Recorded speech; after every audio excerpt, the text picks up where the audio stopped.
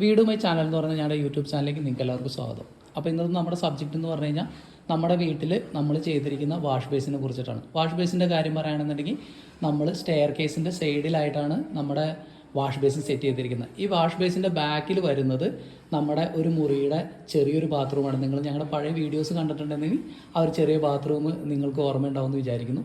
അപ്പോൾ ഈ ഒരു ബാത്റൂമിൻ്റെ ഭിത്തിയോട് ചേർന്ന് നമ്മൾ ഈ ഒരു വാഷ് ബേസിൻ സെറ്റ് ചെയ്തുകൊണ്ട് നമുക്ക് എന്താ പറയുക, വാഷ് ബേസിനിലേക്ക് വേണ്ട വാട്ടർ സപ്ലൈ നമ്മൾ ആ ഒരു ബാത്റൂമിൻ്റെ സൈഡിൽ നിന്ന് തന്നെ നമുക്ക് നേരിട്ട് എടുക്കാൻ പറ്റി.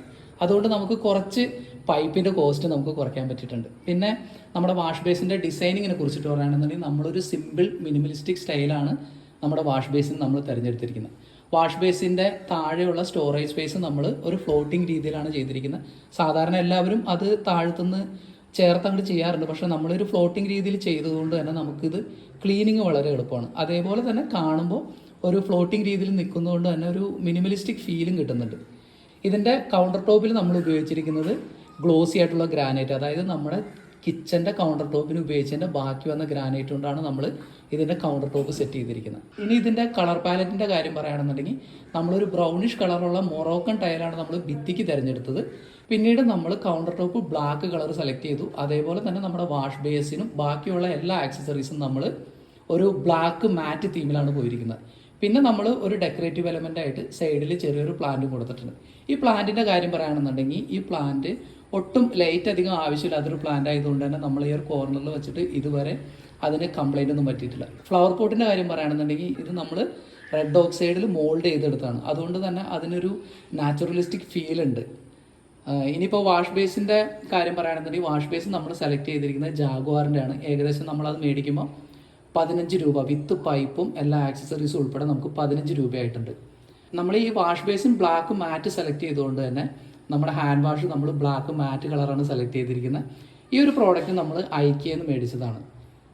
ഇത് അത്യാവശ്യം നല്ല കോസ്റ്റ്ലി ആയിട്ടുള്ള പ്രോഡക്റ്റാണ്. ഏകദേശം 1400 രൂപ നമുക്ക് ആ ഹാൻഡ് വാഷിനും അതിൻ്റെ ബാക്കി ആക്സസറീസിനും ആയിട്ടുണ്ട്. പക്ഷേ അത്ര കോസ്റ്റ് മുടക്കിയത് എന്തിനാണെന്ന് ചോദിച്ചു കഴിഞ്ഞാൽ നമ്മുടെ വീട്ടിൽ ആര് വന്നാലും പെട്ടെന്ന് നോട്ടീസ് ചെയ്യുന്ന 2 മേഖലയാണ് നമ്മുടെ വീടിൻ്റെ ഡോറുകളുടെ ഹാൻഡിലും അതേപോലെ തന്നെ നമ്മൾ വാഷ് ബേസിൻ്റെ അവിടെ ഉപയോഗിക്കുന്ന ആക്സസറീസും.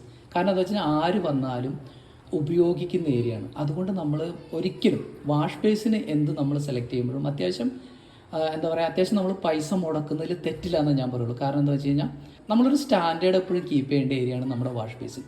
ഇനിയിപ്പോൾ നമ്മുടെ മിററിൻ്റെ കാര്യം പറയുകയാണെന്നുണ്ടെങ്കിൽ ഈ മിററൊക്കെ ഞങ്ങൾ ഗ്ലാസ് ഫാക്ടറി പോയിട്ട് നേരിട്ട് മേടിക്കുക ചെയ്ത് ഏകദേശം 400 രൂപയായിട്ടുള്ളൂ നമുക്ക് ഈ ഗ്ലാസ്സിന്. നമ്മൾ പറയുന്ന സൈസിൽ അവർ കട്ട് ചെയ്ത് എഡ്ജൊക്കെ റൗണ്ട് ചെയ്ത് നമുക്ക് തരും. എന്നിട്ട് നമ്മൾ ബാക്കിൽ ചെറിയൊരു ക്ലിപ്പിട്ട് ഒരു സ്ക്രൂമേണ് ഈ ഗ്ലാസ് തൂക്കിയിട്ടിരിക്കുന്നത്.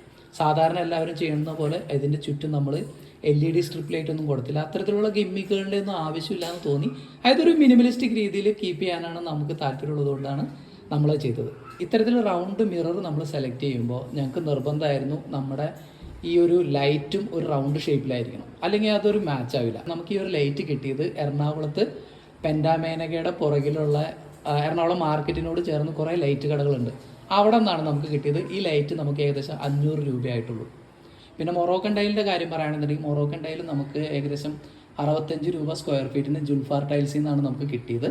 പിന്നെ ഈ കബോർഡിന് നമ്മൾ ഉപയോഗിച്ചിരിക്കുന്ന മെറ്റീരിയൽ നമ്മുടെ വീട്ടിൽ നമ്മളെല്ലാ കബോർഡിനും ഉപയോഗിച്ച WPCയുടെ ബാക്കി വന്ന പീസ് കൊണ്ടാണ് നമ്മൾ അതിൻ്റെ ഡോറിലൊക്കെ നമ്മൾ നമ്മുടെ വീട്ടിലെ കബോർഡ് ചെയ്ത പോലെ തന്നെ സ്പ്രേ പെയിൻ്റാണ് ചെയ്തിരിക്കുന്നത്.